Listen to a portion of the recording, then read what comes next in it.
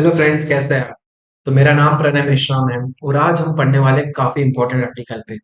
यह article basically based है ज्ञान वापी जो मस्जिद है उसके डिस्प्यूट पे रिलेटेड। अब इसमें क्या है, हम पढ़ने वाले प्लेसेस ऑफ वर्शिप एक्ट 1991, क्योंकि किसी भी एग्जाम में यह जो एक्ट है यह काफी ज्यादा रिलेवेंट हो जाता है।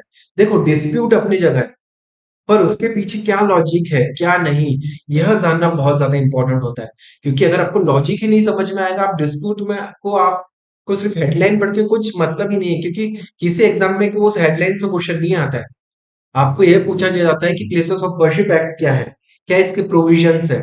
ठीक है, तो आपको थोड़ा ब्रॉडर पर्सपेक्टिव से आपको किसी भी चीज को समझना चाहिए। ठीक है, तो अब ये हमें अभी क्यों पढ़ना है? देखो, रिसेंटली क्या हुआ है, कंट्रोवर्सी उठ गई है।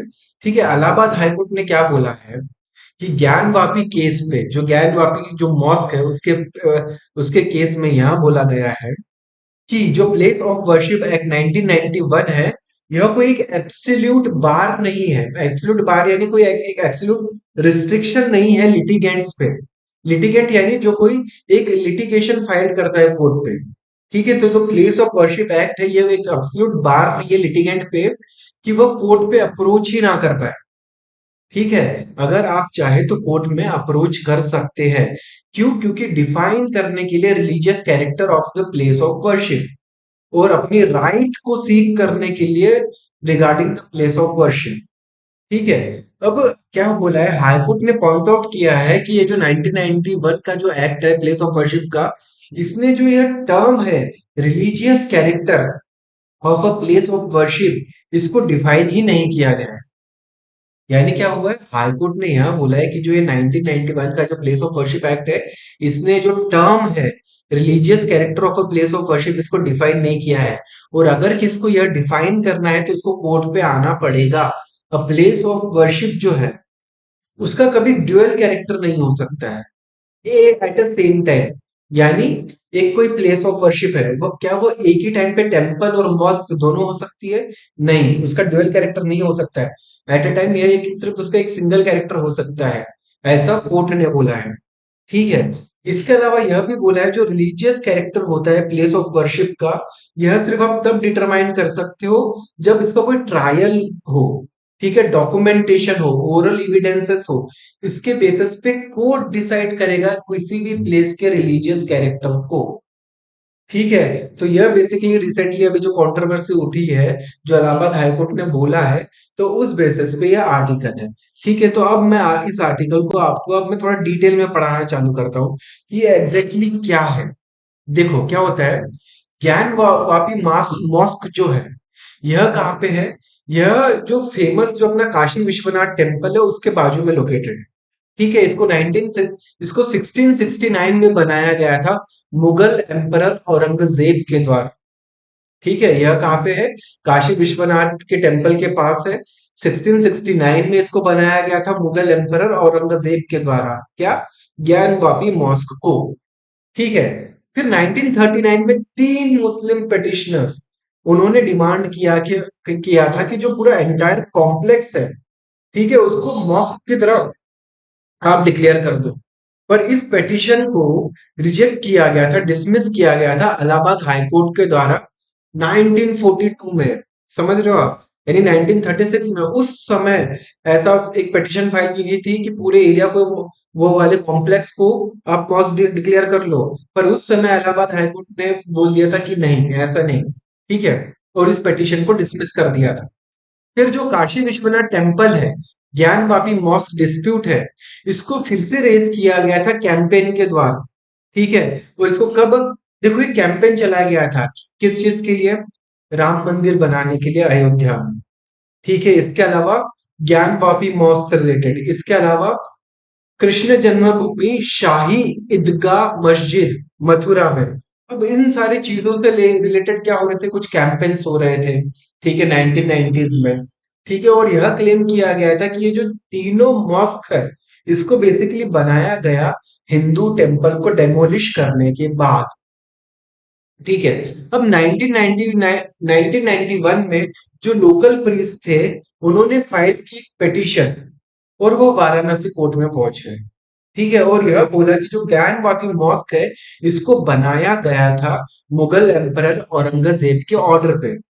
कब? और औरंगजेब ने क्या किया, पहले डिमोलिश किया था काशी विश्वनाथ टेम्पल के कुछ पार्ट को 1669 में, और ज्ञानवापी मॉस्क बनाई थी। ऐसा प्रीस्ट ने पिटीशन फाइल की और उन्होंने डिमांड किया कि मॉस्क को आप रिमूव करो और ये जो लैंड है वह हिंदूज को वापस करो। ठीक है। और उन्होंने यह भी परमिशन मांगी कि जो वर्शिप है इस ज्ञान वापी मस्जिद एरिया में, यानी क्या है कि जो ज्ञान वापी मॉस्क वाला एरिया है वहां पे हिंदूज ने परमिशन मांगी कि हमको वर्शिप करने का अधिकार मिलना चाहिए। ठीक है। और फिर आगे क्या होता है, 2019 में सुप्रीम कोर्ट का वर्डिक्ट आता है बाबरी मस्जिद केस, राम जन्मभूमि वाला जो केस था उसमें सुप्रीम कोर्ट का वर्डिक्ट आता है, जिसमें ठीक है अलाउ किया जाता है कि राम मंदिर बनाने के लिए। ठीक है। तो उस समय क्या हुआ था, जो ज्ञानवापी केस है वह फिर से रिवाइव हो जाता है दिसंबर में, उसी ईयर में 2019 में। 2019 में पिटिशनर डिमांड करते हैं कि जो आर्कोलॉजिकल सर्वे है वह होना चाहिए ज्ञानवापी मॉस्क का। ठीक है। क्यों? क्योंकि आर्कियोलॉजिकल सर्वे से हमें पता चलेगा कि क्या वह मंदिर था या नहीं था, या क्या ये क्लेम्स ट्रू है या फॉल्स है। तो आप आर्कियोलॉजिकल सर्वे करो, कार्बन डेटिंग जैसे आप प्रक्रिया इस्तेमाल करो, नॉन इन्वेजिव, यानी आपको तोड़ फोड़ करके यह नहीं देखना है। आप क्या करोगे, आप कार्बन डेटिंग वगैरह जैसे टेक्नोलॉजिकल एडवांसमेंट का इस्तेमाल करके आप पता करोगे कि इसके पहले कौन सा स्ट्रक्चर था ज्ञान वापी मॉस्क वाली प्लेस पे। ठीक है। अब सितंबर 9 2021 में क्या होता है, इलाहाबाद हाईकोर्ट ने स्टे कर लिया आर्कियोलॉजिकल सर्वे ऑफ इंडिया पे। ठीक है। ज्ञान वापी मस्जिद पे।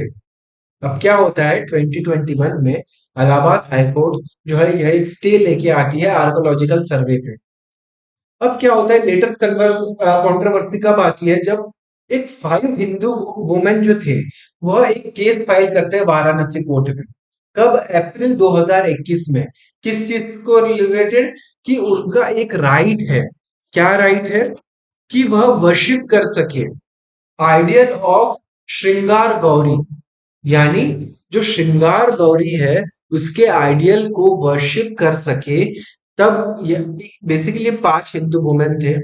ठीक है। उन्होंने एक केस फाइल किया वाराणसी कोर्ट में और यह बोला गया कि हमको आइडियल, जो एक आइडियल है, जो मूर्त है श्रृंगार गौरी जी का, उनको वर्शिप करना है। ठीक है। और यह डेली बेसिस पे करना है इस मॉस्क प्रीमाइसेस। अब अप्रैल 2022 में क्या होता है, वाराणसी कोर्ट ऑर्डर करती है एक वीडियोग्राफिक सर्वे होना चाहिए ज्ञानवापी मॉस्क का। ठीक है। अब क्या होता है, पर इस सर्वे को अपोज किया जाता है ज्ञानवापी मॉस्क मैनेजमेंट कमेटी के द्वारा और उत्तर प्रदेश सुन्नी सेंट्रल वक्फ बोर्ड, ठीक है, ये जो है उसको अपोज करते हैं इस आर्कोलॉजिकल सर्वे ऑफ जो आर्कोलॉजिकल सर्वे था इस ज्ञानवापी मॉस्क को, उसको सुन्नी वक्फ बोर्ड अपोज करती है। अब जो रिपोर्ट थे सर्वे का, इसको इनिशियली ऑर्डर किया गया था और सबमिट किया गया था मई 10 को। ठीक है। अब क्या होता है, पर डिले पाया जाता है। क्यों? क्योंकि ये जो ऑर्डर था इसको चैलेंज किया गया था सुन्नी जो वक्फ बोर्ड है उत्तर प्रदेश का, उसके द्वारा इसको चैलेंज किया गया था, तो इसमें क्या थोड़ा आपको डिले पाया जाता है। ठीक है। एक जो एडवोकेट थे जो हिंदू साइड के, उन्होंने क्लेम किया था कि शिवलिंग वह है एक रिजर्व, देखो क्या है, मॉस्क है, मॉस्क के कॉम्प्लेक्स में एक रिजर्वायर है। तो एक हिंदू एडवोकेट का यह कहना था कि वो एक शिवलिंग है, पर मुस्लिम्स का कहना था कि नहीं वो शिवलिंग नहीं है, बेसिकली वो एक फाउंटेन है। ठीक है। और उन्होंने यह भी बोला कि जो all India Muslim personal law board है, उन्होंने बोला कि जो कोर्ट ऑर्डर है वीडियोग्राफी के, यह क्लियर वॉयलेशन है प्लेसेस ऑफ वर्शिप एक्ट 1991 के। ठीक है। और जो मॉस कमेटी है उन्होंने आर्ग्यू किया कि जो फ्रेश सूट्स फाइल किए जा गए हैं 2021 में, यह बोलते हुए कि जो राइट ऑफ वर्शिप है they were barred by the places of worship act. ठीक है। और यह एक अटेम्प्ट है कि जो एक डिस्प्यूट जो सेटल किया गया है ऑलरेडी आप उसको रिवाइव कर रहे हैं, बेसिकली यह बोला गया। यानी क्या, देखो, प्लेस ऑफ वर्शिप एक्ट 1991 आता है, और इसके अलावा राइट टू वर्शिप है। ठीक है, राइट टू वर्शिप भी एक आपका फंडामेंटल राइट है। तो क्या ये राइट टू वर्शिप एक्ट आपके प्लेसेस ऑफ वर्शिप एक्ट के कॉन्फ्लिक्ट में आ रहा है? इस भी चीज को थोड़ा देखना जरूरी है। ठीक है, तो अब हम इस आर्टिकल में अब एग्जाम पर्सपेक्टिव से इसको थोड़ा हम डिटेल में जानते हैं कि place of worship act basically क्या है, कौन से आपके फंडामेंटल राइट अफेक्ट हो रहे हैं। ठीक है, तो अब देखो, places of worship act 1991 basically यह क्या है? अब इस एक्ट को एनेक्ट किया गया था, प्लेसेस ऑफ वर्शिप एक्ट को बनाया गया था। क्यों? क्योंकि जो स्टेटस है रिलीजियस प्लेस ऑफ वर्शिप को उसको फ्रीज किया जाए। ठीक है, यानी जो भी रिलीजियस प्लेसेस ऑफ वर्शिप है अभी, जैसे फॉर एग्जांपल अगस्त 15 1947, इसको एक डेट माना गया प्लेस ऑफ वर्शिप एक्ट में। और यह बोला गया कि उस डेट के बाद जो भी प्लेस है, प्लेस ऑफ वर्शिप, उसका जो भी कैरेक्टर है वह वैसा ही रहेगा और अब आप चेंज नहीं कर पाओगे। यानी जो स्टेटस है रिलीजियस प्लेस ऑफ वर्शिप को वह फ्रीज किया गया एज एग्जिस्टेड ऑन द अगस्त 15 1947। यानी कोई भी प्लेस का जो जो स्टेटस था अगस्त 15 1947 को, अब वह स्टेटस वैसा ही रहेगा। ठीक है, प्लेस, कोई भी प्लेस ऑफ वर्शिप का। और यह प्रोहिबिट करता है कि कन्वर्जन नहीं हो पाएगा किसी भी प्लेस ऑफ वर्शिप का। और यह इंश्योर करता है कि जो रिलीजियस कैरेक्टर है वह मेंटेन रहेगा। ठीक है, यानी अगस्त 15 1947 पे कोई भी जो प्लेस ऑफ वर्शिप है उसका जो रिलीजियस कैरेक्टर है अब वह वैसा ही रहेगा, वह चेंज नहीं करेंगे हम। ठीक है, तो basically place of worship act में यहाँ बोला गया था। अब मेजर प्रोविजन क्या है इस एक्ट के? देखो, मेजर प्रोविजन बेसिकली यह बोलता है कि प्रोहिबिशन ऑफ द कन्वर्जन। अब सेक्शन 3 क्या है इसका? यह बेसिकली क्या बात करता है कि कन्वर्जन का नहीं करना है। क्या प्रोहिबिशन है कन्वर्जन के? बेसिकली इसमें यह बोला जाता है कि जो कन्वर्जन है किसी भी प्लेस ऑफ वर्शिप का, या तो पूरी तरह से या किसी पार्ट में, एक रिलीजियस डिनोमिनेशन से दूसरे रिलीजियस डिनोमिनेशन में, या with in the religious denomination. मतलब देखो, कोई भी एक प्लेस ऑफ वर्शिप है, अब 15 अगस्त 1947 के बाद आप उसका कैरेक्टर चेंज नहीं कर सकते। अगर हिंदू है तो आप उसको मुस्लिम डिनोमिनेशन में उस प्लेस ऑफ वर्शिप को कन्वर्ट नहीं कर सकते। या तो हिंदू में ही अगर वो किसी एक से, जैसे कि फॉर एग्जांपल अगर वो शिव वर्शिप प्लेस है तो आप उसको विष्णु वर्शिप प्लेस में कन्वर्ट नहीं कर सकते। यह basically section 3 of the prohibition of the conversion of the क्या है, कौन सा, प्लेस ऑफ वर्शिप एक्ट 1991 बोलता है। ठीक है, सेक्शन 3। अब सेक्शन 4 क्या बोलता है? Maintenance of the religious character.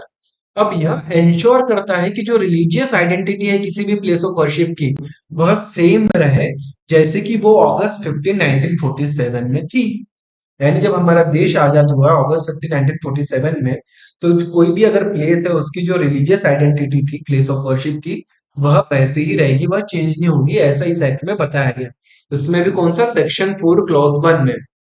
अब सेक्शन 4 क्लॉज 2 क्या बोलता है? Abatement of the pending cases. इसका मतलब क्या? अगर कोई भी एक लीगल प्रोसीडिंग चल रही है, किसकी? किसी भी conversion of the place of worship की, जिसका एक रिलीजियस कैरेक्टर है, बिफोर अगस्त 15 1947 उसको टर्मिनेट किया जाएगा और कोई भी नए केसेस इनिशिएट नहीं किए जाएंगे। ऐसा बोला गया सेक्शन 4 क्लॉज 2 में ना। अब कुछ एक्सेप्शन भी है। अब सेक्शन 5 क्या बोलता है प्लेस ऑफ वर्शिप एक्ट? यह बोलता है कि यह जो एक्ट है यह अप्लाई नहीं होगा हिस्टोरिकल मॉन्यूमेंट्स पे, या फिर कोई एंशियंट मॉन्यूमेंट्स, या फिर कोई आर्कोलॉजिकल साइट्स है उस पे। यानी जो प्लेस ऑफ वर्शिप एक्ट है 1991, यह किसी हिस्टोरिकल मॉन्यूमेंट्स पे नहीं होगा लागू। ठीक है, एंशियंट मॉन्यूमेंट पे लागू नहीं होगा, कोई आर्कोलॉजिकल साइट है उस पे लागू नहीं होगा। ठीक है, एंड और जो भी archaeological monuments and archaeological sites remains act 1958 के तहत जो जो साइट्स है उन पे यह एक्ट लागू नहीं होगा। ठीक है, और यह एक्सक्लूड करता है उन केसेस को जो ऑलरेडी सेटल किए गए हैं, यहाँ पे, या फिर रिजॉल्व किए गए हैं, या तो जिसका डिस्प्यूट जो है एक म्यूचुअल एग्रीमेंट से सेटल किया गया है, उन केसेस को तो ये बिल्कुल नहीं सुनेगा। ठीक है, या तो फिर कन्वर्जन तब हुआ है जब ये एक्ट आया था उसके पहले। यानी जब प्लेस ऑफ वर्शिप एक्ट 1991 में आया था, ठीक है, अब उसके पहले अगर कोई कन्वर्जन हो रखा है तो उस पे यह लागू नहीं होगा, ऐसा बोला गया था। ठीक है, पर हिस्टोरिकल मॉन्यूमेंट्स और ancient historical sites, archaeological sites पे यह एक्ट लागू नहीं होगा। इसके अलावा यह जो एक्ट है, यह जो है राम जन्मभूमि बाबरी मस्जिद जो है अयोध्या में, उस पे भी यह प्लेस ऑफ वर्शिप एक्ट लागू नहीं होता है। ठीक है, यह एक इंपॉर्टेंट पॉइंट है, आपको याद रखना है, क्योंकि बहुत लोगों के मन में डाउट आएगा फिर राम जन्मभूमि में वाले केस में यह एक्ट लागू क्यों नहीं हुआ। तो यह एक्ट के जो प्रोविजन है प्लेस ऑफ वर्शिप एक्ट, वह राम जन्मभूमि केस में लागू नहीं होंगे, ऐसा पहले ही बताया गया था। ठीक है, अब इसमें कुछ पेनल्टीज भी है, यानी क्या, इम्प्रिजनमेंट 3 साल का है अगर आप ऐसा करते हो तो, आपके पास आप पे फाइन लगेंगे। पर इसका क्रिटिसिज्म क्या है, देखो क्रिटिक्स का यह कहना है यह एक्ट प्रिवेंट करता है जुडिशियल रिव्यू को, जो कि एक फंडामेंटल एस्पेक्ट है हमारा कॉन्स्टिट्यूशन का। ठीक है, जुडिशियल रिव्यू बेसिकली क्या है, देखो अब कोई एक्ट आ गया कि कोई भी एक लॉ आ गया, पर हो सकता है वो लॉ गलत भी हो, तो क्या होता है जुडिशियल रिव्यू के द्वारा सुप्रीम कोर्ट देखती है कि क्या वो एक्ट वैलिड है या नहीं, क्या उसके किसी भी एक्ट के प्रोविजन वैलिड है या नहीं। अगर वो पाती है कि इसके जो प्रोविजन है वह वैलिड नहीं है, तो वह इस लॉ को अनलॉफुल डिक्लेयर कर सकती है। तो बहुत लोगों का कहना है कि जो जुडिशियल रिव्यू के फीचर को छीन लेता है यह, ठीक है, अब यह लिमिट करता है जुडिशियरी के रोल को in protecting the constitutional right. यह भी बोला गया आपको कॉन्स्टिट्यूशनल क्या राइट क्या है, फ्रीडम ऑफ रिलीजन है, वर्शिप का। ठीक है, ये आपका कॉन्स्टिट्यूशनल राइट है, तो कहीं ना कहीं जो जुडिशरी का रोल है कि आपको कॉन्स्टिट्यूशनल राइट को प्रोटेक्ट करना है, यह भी थोड़ा कहीं ना कहीं वॉयलेट हो रहा है। अब आपने इसमें इस एक्ट में क्या है डिसाइड किया गया है कि जो 15 अगस्त 1947 की एक रैंडमली आपने एक डेट डिसाइड कर ली कि इसके पहले, ठीक है, जो भी, अब इसके देखो ये डिसाइड किया गया कि 15 अगस्त 1947 तक एक डेट, अब उसके पहले जो भी कन्वर्जन हुए होंगे किसी प्लेसेस के, तो अब जो जैसी प्लेस हो वैसी रहेगी, अब उसके बाद कन्वर्जन करना अलाउड नहीं है। ठीक है, तो ये जो आपने जो 15 अगस्त 1947 की डेट डिसाइड की, ये तो आपने अपनी मन मर्जी से डिसाइड की, ऐसा बोला जाता है। ठीक है, अब इसके अलावा बहुत लोगों का यह भी मानना है कि जो कट ऑफ डेट है वह डिसरिगार्ड करता है बहुत सारे हिस्टोरिकल इंजस्टिस को, और यह डिनाई करता है एक रिड्रेसल और the encroachment before the date. यानी क्या है, अगर 1947 यानी 15 अगस्त 1947 के बाद कोई भी आप जो रिलीजियस प्लेस है उसका कन्वर्जन नहीं कर सकते हो। ठीक है, ऐसा बोला गया। पर अगर उसके पहले अगर कन्वर्जन हुआ है, इन्वेडर्स आए, उन्होंने इन्वेड किया, किसी प्लेस को तोड़ा, उसके जगह अगर नई प्लेस बनाई, तो यहाँ कहीं ना कहीं एक इनक्रोचमेंट हो गया। तो कहीं ना कहीं इस एनक्रोचमेंट को अगर किसने किया है, तो आज मैं चाहता हूं कि नहीं, यह गलत था और आप इसको आप कैसे इसको आप जस्टिस करो इस पे। पर यह एक्ट क्या है, आप इस एक्ट में यह बोला गया है कि 15 अगस्त को एज एक डेट मान ली गई है कि इसके बाद अगर कोई कन्वर्जन होता है तो वह अलाउड नहीं है। पर इसके पहले भी तो कन्वर्जन हुए थे जो जो सही नहीं थे, तो लोगों का कहना है कि नहीं, यह जो एक हिस्टोरिकल इंजस्टिस हुआ है वह उसको तो कैटर ही नहीं, उसको देखता ही नहीं है कि इस हिस्टोरिकल इंजस्टिस को हम किस तरीके से क्योर करें। अब इसके अलावा जो राइट टू रिलीजन है ये उसको भी वॉयलेट करता है, ऐसे लोगों का कहना है। क्यों? क्योंकि देखो कई बार ऐसा बोला जाता है कि हिंदूज, जैन्स, बुद्धिस्ट, सिख, इनकी जो प्लेस ऑफ वर्शिप थी, इनको डिमोलिश किया गया था और वहां पे एक नए रिलीजियस प्लेसेस को एक्स्टेब्लिश किया गया था। अब आप समझ गए होंगे जैसे कि क्या हुआ था, मुस्लिम इन्वेडर्स आए थे, या कई बार हम क्रिश्चियंस को भी देख सकते हैं। फॉर एग्जाम्पल कब, जब ब्रिटिशर्स का इन्वेड हुआ था, तो कई बार हम ऐसा बोला जाता है जो भी इन्वेडर्स थे, जो बाहर से आए थे, उन्होंने हिंदूज, जैन, बुद्धिस्ट, सिख्स, इनकी जो प्लेस ऑफ वर्शिप थे उनको डिमोलिश किया था और उन्होंने अपने रिलीजियस प्लेसेस को एक्स्टेब्लिश किया था। तो यानी कहीं ना कहीं आप वॉयलेट कर रहे हो राइट टू रिलीजन।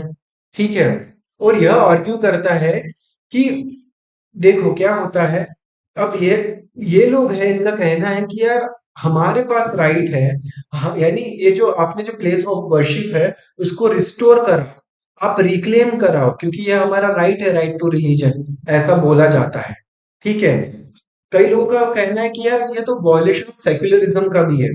यानी इसका मतलब क्या है, कहीं ना कहीं ये एक्ट है एक कम्युनिटी को फेवर करती है, ऐसा देखा गया है। यानी क्रिटिक्स का ऐसा कहना है, ये मेरा कहना नहीं है, ठीक है। क्रिटिक्स का ऐसा कहना है कि यह जो एक्ट है एक पर्टिकुलर कम्युनिटी को फेवर करती है और सेक्युलरिज्म को वायलेट करती है। यानी कि बहुत सारे प्लेसेस जो डिमोलिश किए गए मुस्लिम इन्वेडर्स के द्वारा, तो कहीं ना कहीं आप उनको प्रोटेक्ट कर रहे हो। कई लोगों का कहना है ऐसा, यानी आप सेक्युलरिज्म को वॉयलेट कर रहे हो, ऐसा लोगों, ऐसा क्रिटिक्स का कहना है। ओके। अब इसका मतलब क्या है, जो आप इक्वल ट्रीटमेंट हर एक रिलीजन को होना चाहिए, ऐसा नहीं हो रहा है। ठीक है, क्योंकि आपने एक आर्बिट्रेटरी आर्बिट्ररी यह एक डेट फिक्स कर ली 15 अगस्त 1947। अब आपने क्या हुआ, अयोध्या डिस्प्यूट को भी इसको इससे हटा दिया। अब एक्ट को क्रिटिसाइज किया गया है क्योंकि आपने क्या है, जो अयोध्या डिस्प्यूट जो था, जो लैंड, जो राम जन्मभूमि वाला डिस्प्यूट था, आपने उसको इस एक्ट से क्यों हटाया। बहुत लोगों का यह भी कहना है। क्यों? क्योंकि ये कंसर्न रेज करता है कि आप एक डिफरेंशियल ट्रीटमेंट कर रहे हो रिलीजियस साइट्स में, कि कुछ रिलीजियस साइट्स को आप बोल रहे हो कि इस पे एक्ट लागू होगा, पर बाकी रिलीजियस साइट्स पे यह एक्ट लागू नहीं होगा। यानी आप रिलीजियस साइट्स में भी डिफरेंशियल ट्रीटमेंट कर रहे हो। ठीक है। अब सुप्रीम कोर्ट का क्या कहना है इस, सुप्रीम कोर्ट देखती है प्लेसेस ऑफ वर्शिप एक्ट को एज अ लेजिस्लेटिव इंटरवेंशन। और बेसिकली सुप्रीम कोर्ट क्या बोलती है, ये जो प्लेसेस ऑफ वर्शिप एक्ट है, यह सेक्युलरिज्म को बनाए रखता है, जो कि एक फंडामेंटल एस्पेक्ट है कॉन्स्टिट्यूशन का। ठीक है। यह जो एक्ट है यह एनफोर्स करता है कॉन्स्टिट्यूशनल के एक ऑब्लिगेशन को। यह इंश्योर करता है कि एक इक्वालिटी बनी रहे रिलीजन्स के बीच में। यह गारंटी करता है कि जो प्लेसेस ऑफ वर्शिप है वह प्रिजर्व रहेंगे हर रिलीजियस कम्युनिटी। यानी सुप्रीम कोर्ट क्या बोलता है कि कहीं ना कहीं ये जो प्लेस ऑफ वर्शिप एक्ट है, कहीं ना कहीं ये सही भी है।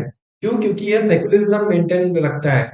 क्योंकि अगर ऐसा नहीं होगा तो क्या होगा, लोग क्या है, हो सकता है कि एक रिलीजियस कम्युनिटी के लोग दूसरे रिलीजियस कम्युनिटी के प्लेसेस ऑफ वर्शिप को तोड़ दें। तो अब इससे क्या होगा, जो एक इक्वेलिटी होती है वह इफेक्ट होगी। ठीक है। पर जो प्लेस ऑफ वर्शिप एक्ट ये इक्वेलिटी इंश्योर करता है सारे रीजन में। यह गारंटी करता है कि जो प्लेसेस ऑफ वर्शिप जो है उसका प्रिजर्वेशन होगा, उनको प्रिजर्व किया जाएगा।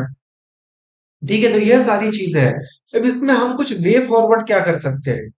देखो, एक thorough review of the places of worship act का होना बहुत जरूरी है, ताकि जो भी क्रिटिसिज्म और शॉर्टफॉल है इस एक्ट में, हम उसको एड्रेस कर सकें। इसके अलावा यह जो एक्ट है, यह बेसिकली यह रिस्ट्रिक्ट नहीं कर, यानी देखो क्या होता है, हमें यह देखना है कि क्या ये एक्ट जुडिशियल रिव्यू को रोक रहा है। क्योंकि judicial review basic feature of the constitution का पार्ट है, जो कि केशवानंद भारती केस में बोला गया था। तो कहीं ना कहीं आप क्या जुडिशियल रिव्यू को ही तो नहीं रोक रहे हो। यह हमें इस एक्ट को देखना पड़ेगा कि क्या ये जुडिशियल रिव्यू को रोक रहा है। अगर हाँ, तो हमें इसके लिए एक्शन लेना पड़ेगा। हमें एक बैलेंस एस्टेब्लिश करना पड़ेगा, क्या कि प्रिजर्व करना है हमें किसी भी प्लेस का रिलीजियस कैरेक्टर, और साथ ही हमको क्या करना है, राइट ऑफ डिफरेंट कम्युनिटीज को भी हमको प्रिजर्व करना है। यानी क्या है, देखो अलग आपके पास राइट होता है रिलीजन का, freedom to practise profess propagate religion, अपने रिलीजियस इंस्टीट्यूशन को मेंटेन करना, प्रिजर्व करना, यह सारी राइट है। ठीक है। और साथ में एक राइट है कि रिलीजियस इंस्टीट्यूशन जो जो रिलीजियस प्लेसेस है उसका भी प्रिजर्वेशन हो। तो इन दोनों राइट के बीच में बैलेंस करने का भी एक बहुत बड़ा इंपॉर्टेंट रोल है, और हमें देखना चाहिए कि हम किस तरीके से बैलेंस कर पाए। इसके अलावा पब्लिक कंसल्टेशन होना चाहिए, ट्रांसपेरेंसी होनी चाहिए, और जो भी साइट्स जो है जिसको हमने एक्सक्लूड किया है इस आर्टिकल के, इस लॉ के प्रोविजन से, तो हमें उसको रिव्यू करना चाहिए, ताकि एक फेयरनेस होनी चाहिए। ऐसा नहीं कि आप इस एक्ट में से यह एक्ट आप किस प्लेसेस को लगा रहे हो और बाकी प्लेसेस को एक्सक्लूड कर रहे हो, तो ऐसा नहीं होना चाहिए। ठीक है। तो यह सारी चीजें थी इस आर्टिकल में जानने के लिए। आई होप आपको यह आर्टिकल पसंद आया होगा। मैंने सारे इंपॉर्टेंट चीजें इस आर्टिकल में मैं डिस्कस कर दी है। ठीक है। इसके अलावा भी मैं और वीडियोस बनाते रहूंगा इंपॉर्टेंट आर्टिकल्स में। I hope you like this session. Thank you and have a nice day.